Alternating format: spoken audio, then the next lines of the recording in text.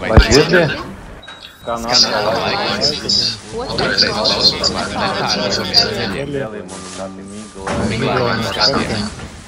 Viņi brīdina par īslaicīgu negaisu, bet šīs prognozes taču neietekmē manu istabu. Ja izmaina gulēšanas ritmu, ir jāmaina arī dziesmu melodijas. Lai būtu atbilstoši mainītajām stundām, rīt dziesmas minorā pārkomponēs mažorā, jo jānoklausās vakarā. Kā viņš atrast mājās labāku sarunas grāmatu? Kas izmaksāja viņam 2 nedēļu pusdienu naudu.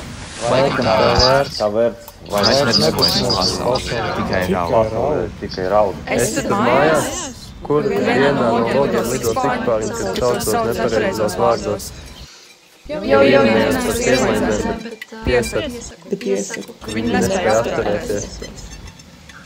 Esmu vietā, kur aizliedz ievest suņu. Kaut arī man ir kakis līdzi, kurš diemžēl suņam izskatās. Atbrauc Paldies un izrādījās, viņa vecāki ir tirsiņu lapas un tādēļ nevaru nopirkt sāli. Mēģināju noindēt to kaķi, kas bija tik draudzīgs, tikai lai redzētu, vai draudzīgs bija patiesi. Neizdevās viņu nociest vakar man tāns, braucot uz veikalu pakaļ kaķi parībai. Lidojām pāri Lēmanām un helikopteram pārstāja darboties ventilācija. tā kā pārvedam jāatšķīties. Bija jāpārsēž citā. Saspiedāmies visi 5 aizmugurē. Tikām atpakaļ pēc citām puķēm. Negaidīju tādu atbildi. Tāpēc izjaucu un izsaucu āsos. Iespējams bija sirdslēkmes pirmie simptomi.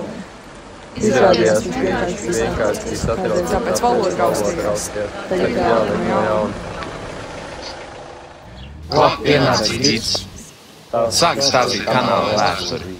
Tā kā nevēlējos maksāt par lieku informāciju, atstāju viņam savas jaunās zeķes.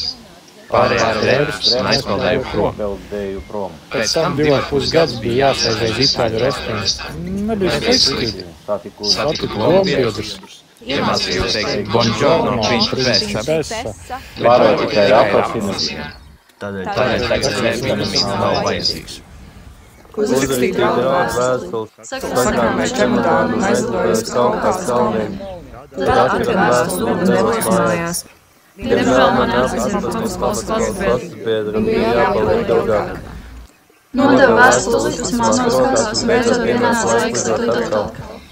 Bija pagājuši gadu, un mēs ceļojām klases ekskursijā. Nelikās nopietni, bet kad nokrita sviestmaize, kas tika mesta no 3. stāva, Tieši man virsū saprata Manas varēs ilgāk ātrums ir pasliktinājis, jo tā paspēja uzkrist uz pleca. To ieraudzīja kāja un negaidot uzbruka. Neko neatceros. Pēc gada pamodos Gaļezerā.